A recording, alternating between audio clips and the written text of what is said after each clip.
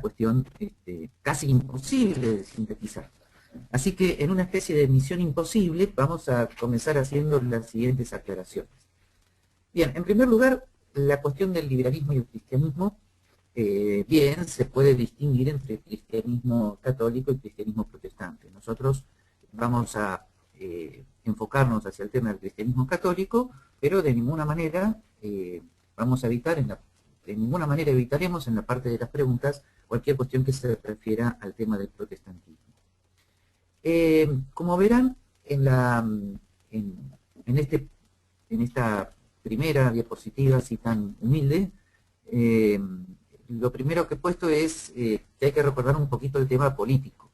O sea, el conflicto entre liberalismo y catolicismo no comienza repentinamente con el tema de la economía de mercado. Es un problema que nace con un enfrentamiento que el pontificado, sobre todo en el siglo XIX, tiene con la Revolución Francesa y en particular con su resultado político, que son las repúblicas o los estados napoleónicos, ¿no? Si bien estoy circunscribiendo el tema históricamente, esto implica que el liberalismo y el catolicismo comienzan con un enfrentamiento de la Iglesia con la modernidad política, así considerada en abstracto, pero también considerada o concretada en el tema de la Revolución Francesa. Desde luego ya ha pasado mucho tiempo y se han hecho todas las distinciones necesarias para no confundir la Revolución Francesa con las instituciones que evolucionan del liberalismo británico y que se concentran en temas tales como la división de poderes, el federalismo, el constitucionalismo, que son instituciones totalmente compatibles con el catolicismo, no tienen ningún tipo de contradicción. Eso no quiere decir que sean reveladas, obviamente. Y esta compatibilidad entre las tradiciones que evolucionan de la Gran Bretaña, esta no contradicción entre una cosa y otra, ha sido explícitamente reconocida por Benedicto XVI en el discurso al Parlamento alemán que realiza en el 2011. Si quieren de eso, luego hablamos en la parte de las preguntas. Ahora, con respecto al tema económico, ahí la cuestión se concentra en aparentes puntos de conflicto entre la llamada doctrina social de la Iglesia y la economía de mercado. ¿Cuáles son esos aparentes puntos de conflicto? Bien, son aparentes sobre todo cuando vamos a los principios fundamentales de la doctrina social de la Iglesia. En lo concreto, en algunas opciones prudenciales, en algunas recomendaciones de política económica y en algunas apreciaciones de ciertas circunstancias históricas, sí, efectivamente se observa que algún tipo de conflicto, pero esos conflictos no quiere decir que afecten a lo esencial de la fe católica, en cuanto que esta deriva en esa ética social que llamamos doctrina social de la Iglesia. O sea, lo que estoy diciendo es que a nivel de principios generales no hay conflicto. ¿Por qué digo esto? Fíjense, por ejemplo, en la primera diapositiva, ¿no? El famoso tema de la función social de la propiedad. La doctrina social de la Iglesia habla del destino universal de los bienes, interpretando el Génesis como que los bienes han sido dados por Dios a toda la humanidad y no a un grupo en particular. Muchos han derivado de allí una especie de estatismo, y esa es una derivación incorrecta del destino universal de los bienes. El destino universal de los bienes no quiere decir que los bienes y servicios estén dados en el sentido de que nazcan como las hojas de los árboles, y esto está explícitamente dicho por el compendio de la doctrina social de la Iglesia, ni tampoco es una negación del derecho natural de propiedad. Santo Tomás aclara en la Suma Teológica que el derecho de propiedad es un precepto secundario de la ley natural que está dada justamente por la utilidad de la propiedad privada. Y en ese sentido, como precepto secundario, es un precepto secundario no en el sentido de sin importancia, sino que al considerar la utilidad de la propiedad se lo considera parte de la ley natural. Independientemente de del interés en filosofía del derecho que da esta unión que Santo Tomás tiene entre utilidad y ley natural, claro, él se estaba refiriendo a su época, se estaba refiriendo a la propiedad del señor feudal, y sencillamente el único motivo que da es que cada uno cuida más lo que es propio que lo que es común.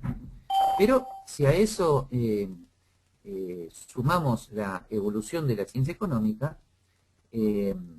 tenemos ahora muchos más motivos por los cuales decir que la propiedad es útil. En primer lugar, recordemos a von Mises, que afirma en su famoso libro Socialismo en 1922 que sin la propiedad privada no sería posible el cálculo económico. Y recordemos también los famosos aportes de Friedrich Hayek, que afirma que la propiedad privada es una de las 3 condiciones necesarias para que se dé un orden espontáneo. O sea, que el conocimiento disperso que existe en el mercado sea cada vez menos disperso la oferta hacia las necesidades objetivas de la demanda, es algo que implica 3 aspectos. Los precios, y la capacidad de aprendizaje. Entonces, evidentemente, la propiedad es útil. Y por lo tanto, en el siglo XX tenemos mucho tiempo para considerar a la propiedad privada como un precepto secundario de la ley natural y por lo tanto como un derecho natural. Y es en ese derecho natural concebido así, como algo útil, que se da la función social de la propiedad. O sea, la función social de la propiedad consiste en que esta es una de las condiciones necesarias para orientar la oferta de bienes y servicios a las necesidades prioritarias de la demanda en el mercado. Y esa es la función social de la propiedad. Y en ese sentido, este es también, como digo ahí, la función social del mercado, ¿no?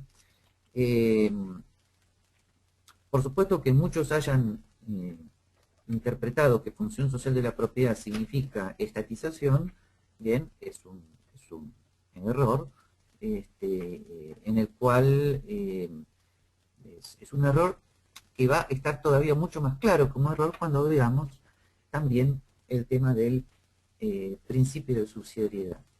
Vayan anotando las preguntas que surjan para irlas contestando ya en la parte de las preguntas.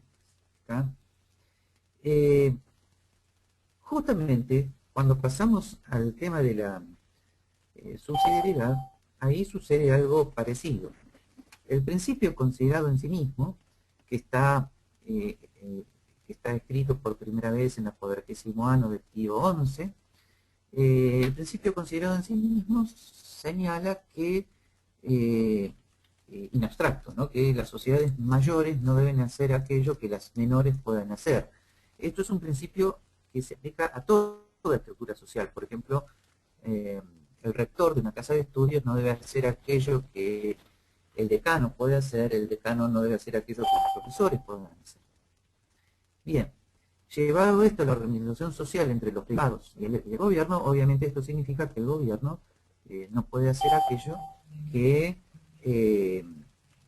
las organizaciones intermedias y la iniciativa privada sí pueden hacer.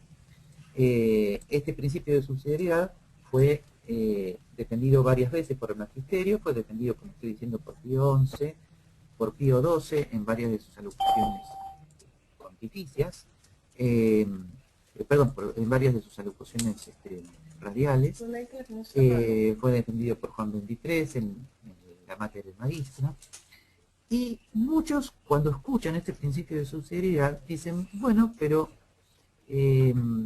por un lado esto se puede interpretar mal, alguien puede decir que el principio significa que el gobierno debe hacer todo aquello que los privados no puedan hacer, y como dije, esa no es la expresión correcta del principio de subsidiariedad, en el sentido que eso no es lo que aparece en las encíclicas. Y algunos dicen que el principio llevaría al estatismo, ¿no?, porque entonces hay que ver qué es lo que los privados pueden hacer o no, y algunos dicen, bueno, si esto no lo puede hacer el mercado, que lo haga el gobierno, y entonces eso lleva al estatismo. Entonces, acá hay algo que es difícil de explicar, y si no lo hago claro, por favor me lo repreguntan luego, ¿no?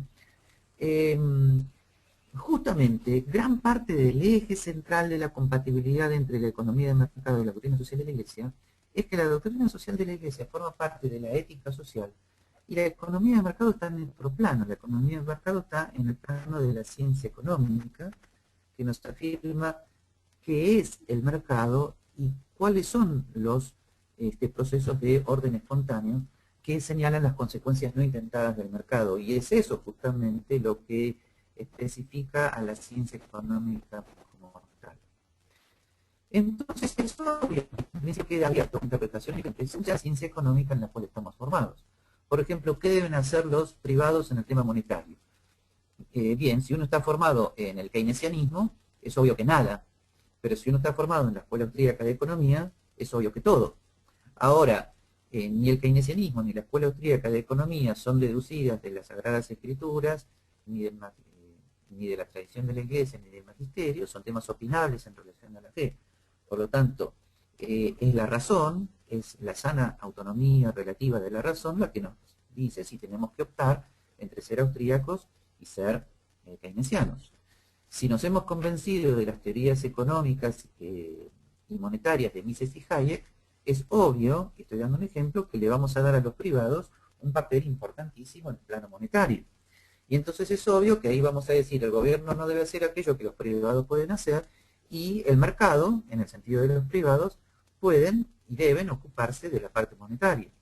En ese sentido es que yo digo que es no contradictorio estar formado en la escuela austríaca y afirmar que los privados pueden hacer ciertas cosas y aplicar entonces el principio de subsidiariedad desde ese punto de vista. El debate entonces ya no es un debate teológico, sino que la teología ahí deja abierto el debate a un debate de razón. O sea, cuáles son las razones por las cuales la intervención del gobierno, por ejemplo, en la economía genera distorsiones, y bueno, hay que razonarlas, pero no hay que imponer ninguna autoridad ni pontificia ni de sagradas escrituras para solucionar la cuestión. Esto mismo que estoy diciendo también se aplica en el tema de los bienes públicos y las externalidades. Si la gran mayoría de los economistas, no hablemos ahora de los pontífices o de los religiosos, si la gran mayoría de los economistas afirman de manera acrítica que los bienes públicos deben ser necesariamente estatales y que las externalidades negativas deben ser necesariamente solucionadas por el gobierno, entonces claro, cuando apliquen el principio de subsidiariedad dirán el mercado no puede ocuparse de tales cosas. Pero ustedes saben que hay toda una corriente influenciada sanamente primero por la Escuela de Chicago y luego por la Escuela Austríaca de Economía, que afirma que los bienes públicos pueden privatizarse y que las externalidades negativas pueden llegar a solucionarse en el caso de fijar correctamente los derechos de propiedad. No es que esto sea sencillo o de aplicación inmediata, pero da un amplio margen a la participación de los privados en el tema del mercado, y por lo tanto también podríamos decir que allí el gobierno no debe hacer aquello que los privados pueden hacer, y los privados pueden también hacer mucho en el tema de bienes públicos y externalidades. Estoy dando temas como ejemplos de cómo compatibilizar a la economía de mercado sobre la base de la Escuela Austríaca de Economía con los principios éticos de la doctrina social de la Iglesia. Lo mismo sucede con uno de los principios más delicados y que ha dado origen a tantos debates, que es el principio del salario justo. Muchos directamente han interpretado que el salario justo es el salario mínimo fijado por el gobierno y que por lo tanto eso es directamente incompatible con el salario libre que en principio debería existir en una economía de mercado. Entonces, para solucionar esta cuestión hay que distinguir entre salario justo y salario mínimo y decir que no es lo mismo. El salario justo es un ideal ético en el sentido de afirmar que el tema del ingreso en cuanto al ser humano, o sea, el tema del precio del trabajo como medio de producción, es algo que tiene que ver con un tema ético, que es la dignidad de la persona, que lo distingue del precio de cualquier otro factor de producción. Señalado ese principio ético, entonces eh, Pío, perdón, ahí cometí un error en el PowerPoint, entonces no es Pío, no es Pío XI, Juan XXIII y el Vaticano II han señalado algunos principios de cuáles son los criterios éticos para el salario justo, ¿no? En el caso de Pío XI, en la 40º año, Pío XI habla de las condiciones de pago de la empresa, la dignidad de la persona, este, y, eh, y justamente eh, cuando, cuando se toca el tema de la capacidad de pago de la empresa, eh, ese párrafo es tomado por Juan XXIII y en Juan XXIII, en la Materia Magistra, habla de la cantidad de riqueza disponible, que pasado eso a una terminología técnico-económica tiene que ver con la productividad y con lo que en la escuela austríaca se llama productividad marginal. Y el Vaticano II cita a Pío XI, a Juan XXIII, y habla también de la productividad como un criterio de salario justo. Por lo tanto, se podría decir que el magisterio de la Iglesia ha reconocido la productividad como uno de los criterios de salario justo. Ahora, si uno está formado en la Escuela Austríaca de Economía, uno entonces, por argumentos de razón, el economista austríaco sabe que en el mercado libre el salario tiende a acercarse a los criterios de productividad marginal, mejor dicho, a los criterios, al valor de la productividad marginal. Por lo tanto, se podría decir que el salario justo gira en torno a la productividad marginal del trabajo y en un proceso de mercado, no en un modelo de competencia perfecta, sino en un proceso de mercado, el salario, el valor del salario tiende a acercarse a la productividad marginal. Si alguien llega a decir que esto no es suficiente, porque puede ser entonces que en una situación de mercado el salario sea muy bajo porque la cantidad de capital todavía es escasa y la oferta de población es muy alta, entonces la pregunta no es cómo aumentar el salario nominal, que llevaría a colocar un salario mínimo que produciría desocupación, sino que la pregunta es cómo hacemos para aumentar el salario de manera tal que el salario llegue a ese ideal ético del cual está hablando la doctrina social de la Iglesia, y en ese caso la respuesta de razón totalmente compatible con la teología es aumentar la cantidad de inversiones y de bienes de capital necesarios para que haya mayor demanda de trabajo y la productividad marginal del trabajo crezca y el salario real sea más alto. Para todo esto se necesitan condiciones de estabilidad jurídica y política, condiciones institucionales que tienen que ver con con un Estado de Derecho sólidamente establecido, que obviamente es en modo alguno contradictorio con la doctrina social de la Iglesia. Eh, este, por lo tanto, no hay en este punto contradicción. Algunos podrían decir sí, pero los partidarios de la doctrina social de la Iglesia proponen una redistribución de ingresos incompatible con lo que señalan algunos economistas partidarios de la economía de mercado. Y acá voy a decir algo que se presta a muchos debates. Friedrich Hayek se opuso al welfare state en el libro 2 de Derecho, Legislación y Libertad. En ese sentido se opuso a la redistribución de ingresos. Pero el Friedrich Hayek, en todas sus obras, afirmó que el gobierno municipal puede discrecionalmente producir y distribuir ciertos bienes públicos con tal de que eso no sea monopólico, no esté financiado por impuestos progresivos a la renta, impuestos a las rentas o por inflación fruto de la intervención del gobierno en la economía, etcétera, etcétera, y que esos financiamientos de los gobiernos municipales deben estar hechos a partir de impuestos municipales, no federales. Bueno, alguien me podría decir que no está de acuerdo con Hayek en esto. Bien, eso lo podemos debatir después. Sin embargo, lo que vemos es que es falso decir que hay un enfrentamiento total entre una micro redistribución de ingresos como la que propone Hayek y la doctrina social de la Iglesia, porque la doctrina social de la Iglesia en ningún momento afirma que sea un dogma de fe que el gobierno federal o nacional debe ser el que distribuye los ingresos. Así que yo creo que vía Hayek hay una posibilidad de compatibilización. Alguien me puede decir, no estoy de acuerdo con Hayek, ya no es tema de doctrina social de la Iglesia, y bien, en ese caso lo debatimos en la parte de las preguntas. Bien, frente a todo esto que acabo de haber dicho, ¿cómo situamos las supuestas cosas nuevas que ha dicho el Papa Francisco en la Evangelii Gaudium?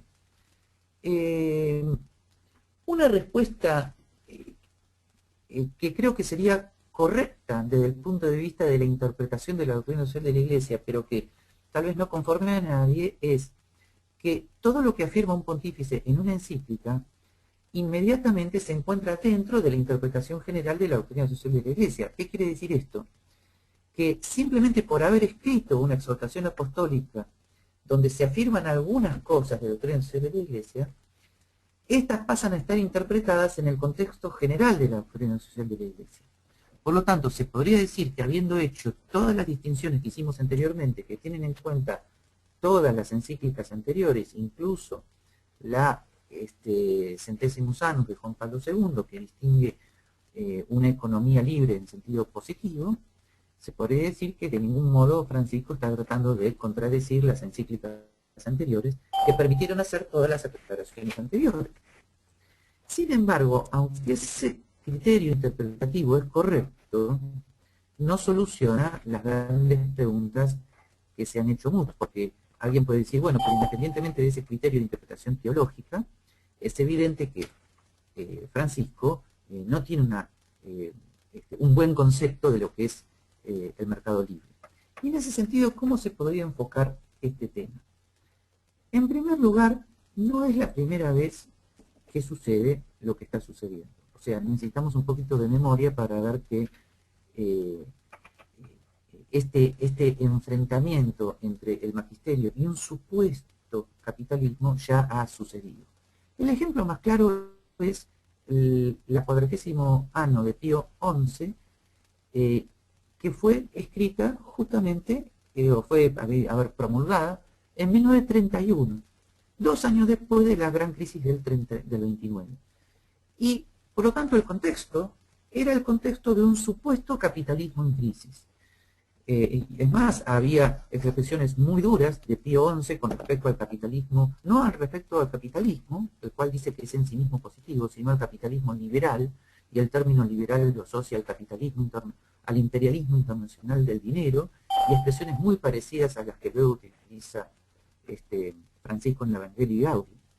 Pero obviamente, ¿a qué se estaba refiriendo desde el punto de vista histórico? Se estaba refiriendo al capitalismo que entró en crisis en 1929, y todos sabemos que desde el punto de vista de la escuela austríaca, eso no fue lo que Fomi se llama economía libre. Eso fue justamente derivado de la intervención del gobierno en los puntos más centrales de la economía, en este caso en la parte monetaria. Yo creo que después el tiempo ha pasado, y después de los años 50, 60, el llamado capitalismo o economía libre ha desaparecido como Hayek y Mises la conciben y la recomiendan. Estamos en presencia de lo que los norteamericanos llaman chronic capitalism, o sencillamente de lo que von Mises llamó en la parte sexta de su tratado de economía el intervencionismo. Por lo tanto, desde este punto de vista, y me olvidé decir que también sucedió algo parecido en la solicitud de Rei Socialis de Juan Pablo II en 1988, que también produjo en su momento un gran escándalo. Me acuerdo yo perfectamente, yo tenía 28 años, un libro sobre estos temas ya había aparecido, tuve que hacer todas las aclaraciones pertinentes, etcétera, etcétera. Por lo tanto, desde este punto de vista, yo lo que propongo es una propuesta de diálogo. ¿En qué sentido? En que yo creo que más que enojarse con Francisco, que sencillamente está tomando economía libre y capitalismo en el sentido que podríamos llamar, comillas, capitalismo real, hay que hacer una propuesta de diálogo, una oferta de conversación, y creo que los economistas partidarios de la escuela austríaca tendrían que explicar una vez más que el mercado, desde el punto de vista de cómo está concebido por von Mises y Hayek, el mercado nada tiene que ver justamente con ese chronic capitalism, con esa supuesta economía libre que enoja tanto a Francisco, una economía de medios concentrados, monopólicos, que por supuesto para nosotros implica una economía protegida por el Estado de una manera incorrecta, o sea, lleno de privilegios, prebendas, etcétera, etcétera. Yo creo que esta aclaración no es en vano, porque no es Francisco el único que piensa que eso es economía libre. Muchos economistas y filósofos políticos y políticos piensan que la economía libre es el capitalismo real que actualmente está siendo manejado en Europa, en Estados Unidos y en algunos otros sectores.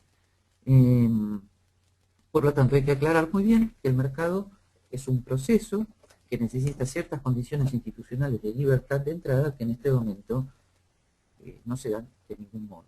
Y terminar aclarando que una vez que hacemos esa aclaración se puede entender que cuanto más mercado, el resultado es contrario al que se supone. Quiere decir, cuanto más mercado, quiere decir que hay más posibilidad de inversión a largo plazo, hay mayor cantidad de bienes de capital, y que esa mayor cantidad de bienes de capital llega al aumento del salario real y eso implica un círculo virtuoso con respecto a la posibilidad de ahorro y así sucesivamente. Y por lo tanto el mercado es la única manera de ir solucionando a mediano y largo plazo el tema de la pobreza que a todos, no solamente a Francisco, molesta.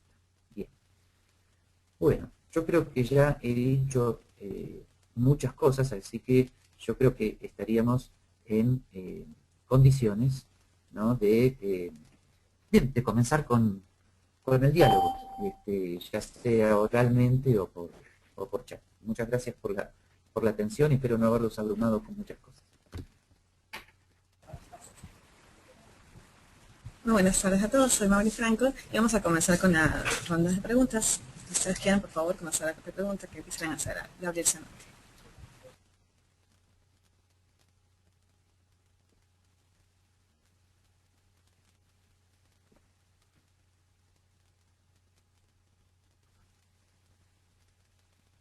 Perdón, ¿hay alguna pregunta en el chat que yo no estoy viendo en este momento? A ver. Hasta ahora no, así que cualquier persona anímese puede preguntarle directamente a Gabriel. Sí, sí, Mauri, en ese momento, Seguramente nadie estuvo de acuerdo con todo. don Gabriel, más bien acá nos están ingresando las preguntas. Nada más permítame para leérselas un momento. Sí. Bueno, la primera era de Ivonne Mieles, justo referente a la exhortación del Papa, ¿no? Respecto al libre mercado. No sé si, Ivonne, tal vez te ha quedado claro el punto. En caso de que haya alguna parte de lo que explicó Gabriel que no te haya quedado claro, sería bueno que nos lo compartieras por acá.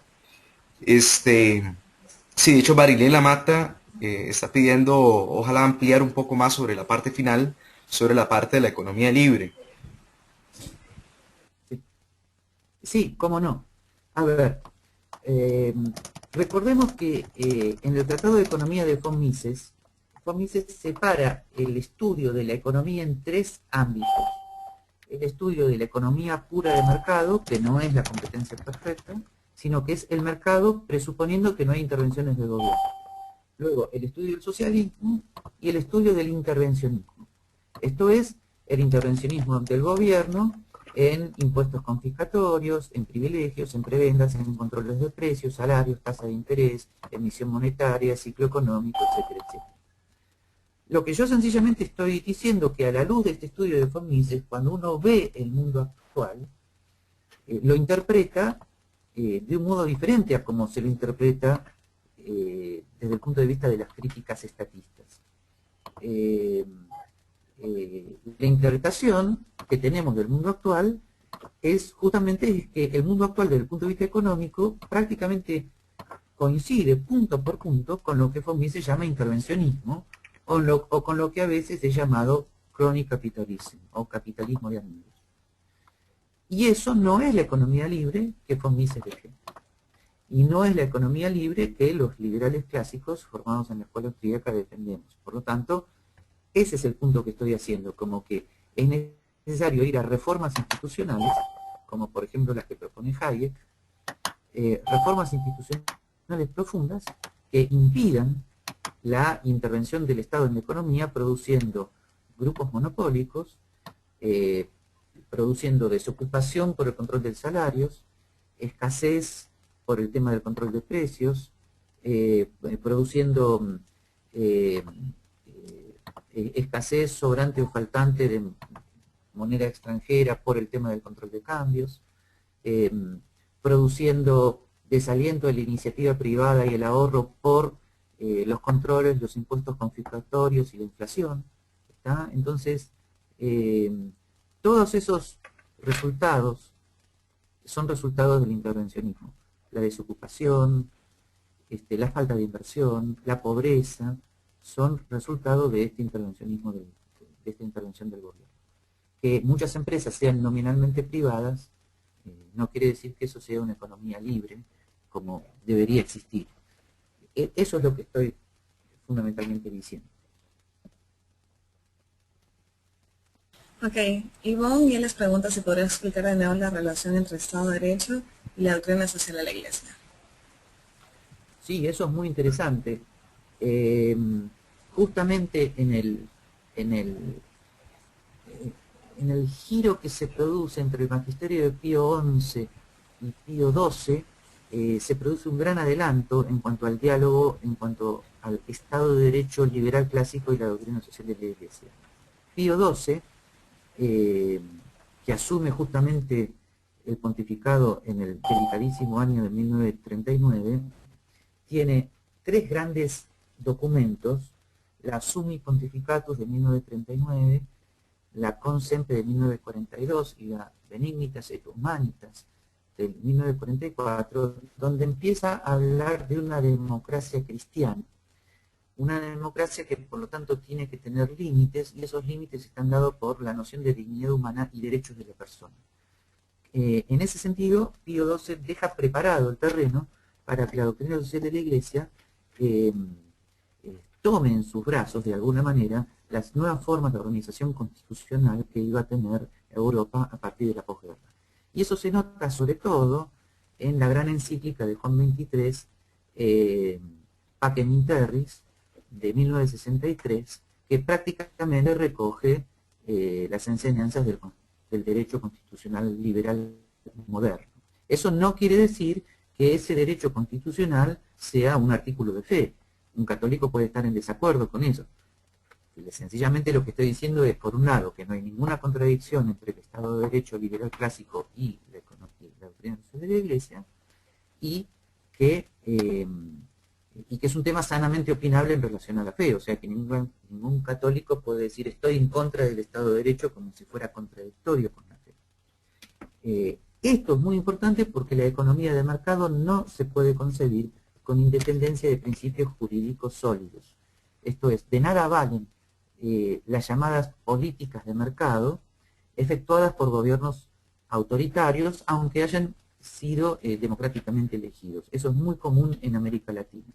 América Latina, que tiene instituciones jurídicas tan débiles, de vez en cuando, sí, hay algún presidente, comillas, de derecha, que intenta aplicar políticas de mercado, pero como está actuando en una especie de anomia institucional, entonces apenas ese presidente es reemplazado por otro, esas reformas y los tímidos resultados que pudieran tener son destruidos totalmente. Y entonces surge la tentación de perpetuarse en el poder para seguir con las mismas políticas, como si un presidente fuerte fuera la garantía del mercado, lo cual lleva a una contradicción cultural muy grave. Así que eso también lo quería aclarar. Cristina pregunta, ¿qué opina de que se trata de derivar una defensa del socialismo en base a la economía monetaria practicada por los primeros cristianos? En el caso de los primeros cristianos lo que había era una comunidad de bienes de consumo. Tengan en cuenta que además en ese momento no podíamos hablar de una diferencia entre bienes de consumo y bienes de producción como la vemos hoy, si bien en el Imperio Romano ya había esa diferencia de alguna manera, sobre todo con respecto al factor tierra, ¿no? Los primeros cristianos lo que practicaban era un compartir sus bienes de consumo. Algunos padres de la Iglesia, por ejemplo San Ambrosio, opinaron que era de derecho natural ese compartir los bienes de consumo y por lo tanto veían mal la propiedad privada.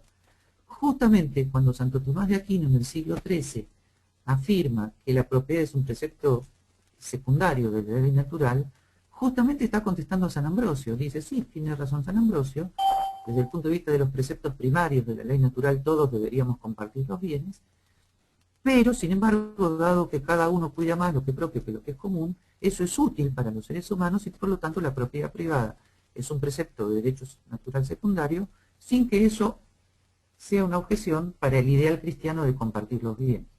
Pero el ideal cristiano de compartir los bienes es un ideal que se da siempre cuando hay ciertas situaciones de amistad y de comunidades pequeñas, y que de ningún modo es un programa político de acción, y menos aún tiene que ver con el comunismo enfatizado por Marx como eliminación de la propiedad privada del medio de producción. No sé si esa respuesta fue suficiente para el que la hizo, pero por lo menos desde el punto de vista histórico es muy interesante que la defensa que Santo Tomás hace de la propiedad privada sea justamente citando a los santos padres como San Isidoro, o San Ambrosio, que veían a la comunidad de bienes como derecho natural primario. Fabián Pozo de Ecuador pregunta, si bien existen muchos pasajes bíblicos en pro de un libre mercado, como Samuel advirtiendo los peligros de un gobierno de reyes, o el caso de las parábolas de los talentos, ¿cómo se compagina esto con el caso de la comunidad de los primeros apóstoles, donde se dice que vendían sus pertenencias y compartían el fruto de la venta? 2. Que muchos interpretan como una apología del comunismo o comunitarismo. La respuesta sería exactamente la misma que la anterior. O sea, vuelvo a decir, el tema de compartir los bienes es algo que se da en las comunidades cristianas, pero no precisamente porque el gobierno, porque el Imperio Romano estatizara sus bienes. El Imperio Romano tenía problemas con que los cristianos no quisieran dar culto al emperador. Detalle importantísimo. Pero no tenía ningún problema con la propiedad privada de los cristianos, que ellos libremente vendían y luego compartían. Es como si un grupo de 10 amigos decidiéramos vender ciertas propiedades y compartir con un sistema de contrato el resultado. Lo mismo, la misma comunidad de bienes se vive en las órdenes religiosas, donde los religiosos renuncian a tener propiedad privada en particular.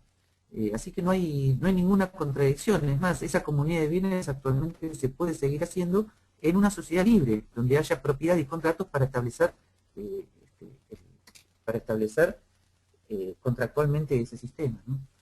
Así que no hay ninguna contradicción. Si alguien, a ver,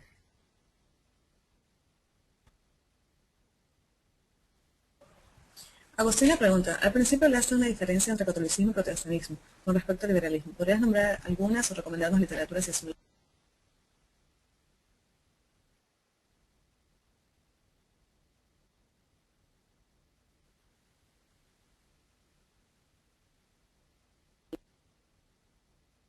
Gabriela. Mauri, parece que estamos teniendo algunas dificultades con el audio. Nada más para comentarles, les pedimos ahí las disculpas del caso, ya que pues evidentemente el estar transmitiendo en vivo para internet, y además el hecho de que estamos grabando este webinario para que las personas que no nos han podido acompañar puedan consultarlo posteriormente, eso hace que sea un poco lento la parte de la transmisión del webinario. Entonces, más bien, Mauri, te invito a que repitas las preguntas. Y a las personas que nos están escribiendo por el chat, les agradecemos a todas las preguntas. Nos han estado entrando bastantes preguntas. Entonces vamos a ir seleccionando y don Gabriel se va a estar refiriendo a ellas en este tiempo que tenemos por acá. Muchas gracias. Adelante, Mauri.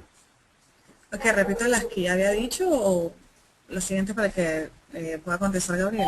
Serían las últimas preguntas que estabas realizando. Ok. Jorge pregunta, ¿cree usted que hay contradicciones entre lo que nos dice Juan Pablo II del capitalismo con lo que nos dice Francisco I? Dice Jorge.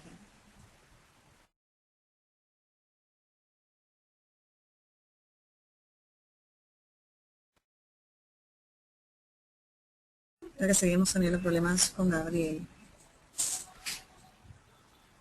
Bueno, tenemos muchas preguntas que me están llegando, que con gusto apenas solucionemos esto podamos responderlas.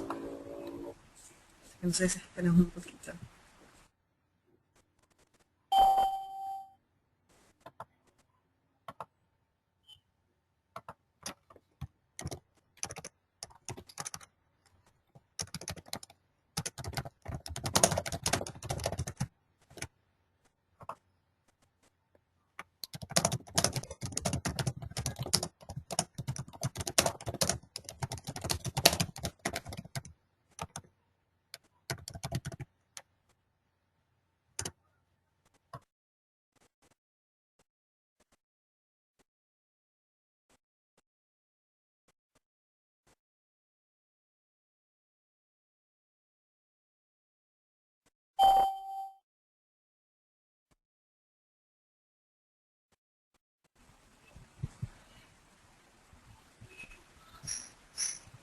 Bueno, en todo caso, no, parece que no nos cuesta mucho Gabriel, pero puede seguir escribiendo sus preguntas por medio del grupo de Facebook, que aún está abierto, y que con mucho gusto también le vamos a responder esa guía.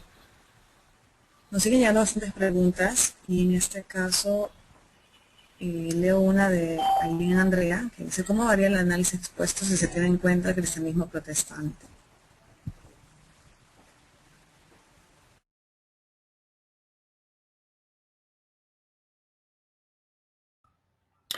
Bueno, para comentarles, parece que estamos teniendo problemas con el micrófono de don Gabriel Zanotti. Entonces, nos quedan todavía por acá algunas preguntas que no han sido respondidas. Todavía tenemos minutos para poderlas aclarar. Vamos a ver si en estos próximos minutos podemos recuperar el audio. Para comentarles más bien, el profesor Zanotti nos había comentado que él se encuentra ahorita desde su hotel en Guatemala y que había estado teniendo problemas con la conexión a internet. Entonces, bueno, más bien ahí estuvimos desde antes probando la parte del audio y demás para evitar que ustedes que tan gentilmente se unen a nosotros tuvieran problemas a la hora de escucharnos y parece que algún problema estamos teniendo en este momento. Entonces vamos a hacer todo lo posible de nuestra parte para arreglar este inconveniente, ya que, bueno, como decía Mauri, de verdad que nos estaban entrando muchísimas preguntas, así que, y sobre temas muy diversos, lo cual lo hace muy, muy, muy interesante. Y bueno, no nos gustaría, por supuesto, dejarlas sin respuesta.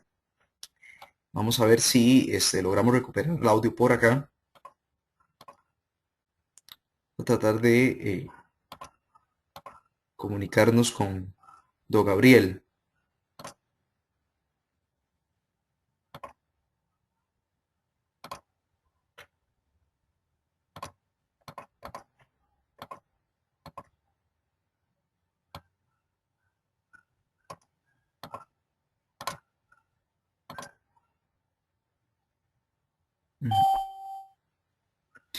Bueno, de momento voy a ir leyendo las preguntas que nos vienen entrando, también para que ustedes que nos escuchan, puede ser que tengan también en parte la misma incógnita mientras tratamos de recuperar a don Gabriel. Nada más, tal vez Mauri, si me ayudas en la parte por correo electrónico, a ver si tal vez por ahí podemos interactuar con don Gabriel, a ver si fue que se perdió la conexión de internet o algo por el estilo. Daniel Duarte nos Parece que sí, pero ya no preguntaba. lo veo conectado. Ok, vamos a ver si logramos recuperar unos minutos. Nada más para ir leyendo las preguntas que tenemos por acá. Daniel Duarte nos preguntaba, lo que vimos fue más bien la compatibilidad de la economía austríaca con el cristianismo, pero ya que adherirse a la economía austríaca no es condición suficiente y necesaria para ser liberal, ¿qué hay sobre la compatibilidad de la ética liberal con la ética cristiana, católica en este caso? Pienso que fundamentalmente la antropología en la que se basa la ética liberal es distinta prima facie y puede dar origen a divergencias a nivel ético que exijan derechos y obligaciones incompatibles. Esa era la pregunta, comentario también de parte de Daniel Duarte. Hugo Andrés López nos comentaba, hace muy poco leí un artículo que el liberalismo y el capitalismo están más relacionados con el cristianismo protestante, mientras que el socialismo en cierta medida está más relacionado con la Iglesia Católica. Aileen Andrea nos comentaba, ¿cómo varía el análisis expuesto si se tiene en cuenta el cristianismo protestante? Es un punto que pues es bastante importante también. Ignacio Bañez nos comentaba, profesor, teniendo en cuenta que el capitalismo ha sacado de la pobreza a millones de personas en los últimos 2 siglos, ¿cómo es posible que el Papa Francisco, que tanto se preocupa por la pobreza, no se haya capaz de reconocer públicamente estos datos empíricos. ¿Está mal asesorado? Jorge Casanova comentaba, ¿puede explicar un poco más sobre qué cosas son interpretables y cuáles sí? Adrián Stafolani nos comentaba, ¿cómo compatibilizar en la práctica el liberalismo con la fe católica cuando la Iglesia se ha encargado de dejar en claro en numerosos documentos y encíclicas que el liberalismo capitalista es malo al igual que el marxismo? Doctor Zanotti, nos pregunta Agustín Reinal, Juan Pablo II en Centésimos Annus dice, es deber del Estado defender los derechos fundamentales del trabajo y los bienes colectivos, cuya salvaguarda no puede ser asegurada por los simples mecanismos del mercado. Y en Laborem Exercens, la Iglesia Católica no aboga por ningún sistema político, su único requisito es el respeto de la dignidad humana. El liberalismo aboga al gobierno de los hombres y el catolicismo a la relación con Dios. Entonces la pregunta sería, ¿no es mezclar ámbitos distintos que le son propios? Bueno, y así tenemos muchas más preguntas. Parece que, bueno, lamentablemente no pudimos recuperar la conexión con don Gabriel Zanotti. Les pedimos disculpas por ese inconveniente. Como dirían, por ahí son cosas que pasan cuando se transmite en vivo. Sin embargo, lo que vamos a hacer es lo siguiente. Como Gabriel estaba comentando, este es un tema que evidentemente con una presentación de 30 minutos o de una hora no alcanzaría para cubrir todas las áreas y todas las incógnitas que ustedes podrían tener.